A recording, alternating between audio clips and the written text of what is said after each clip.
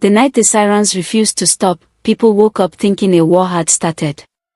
Mothers grabbed their children. Men ran outside barefoot. Even dogs hid under cars. That was the moment everyone in the FCT knew Minister Dogo had finally gone too far. Minister Dogo ruled the capital like a king with no crown. When he drove past, his convoy blasted horns like thunder. When he entered a building, everybody stood, even if they didn't want to. When he spoke, the whole room shook. Not because his voice was big, but because everyone feared losing their job. He liked to say one thing: "This city belongs to me." Nobody laughed. Nobody answered. They just bowed their heads. The day the red paint broke the city.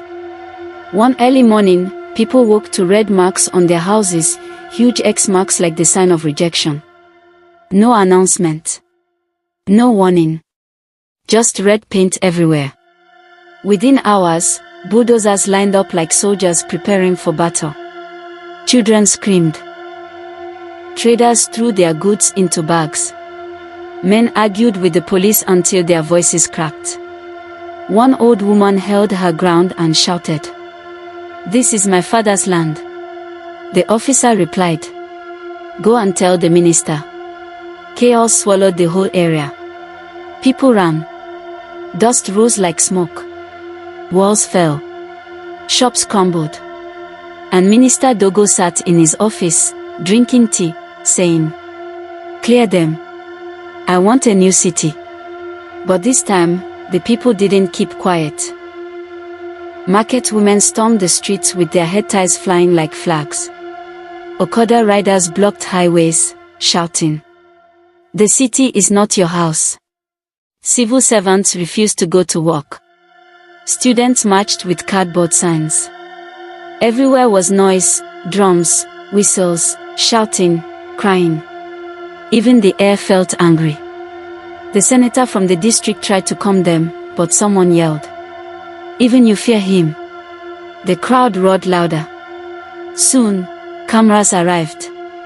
Reporters arrived. Even foreign news came. The whole world watched Abuja shake.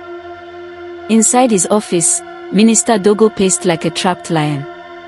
He shouted at his aides, "Tell them I own this city. Tell them."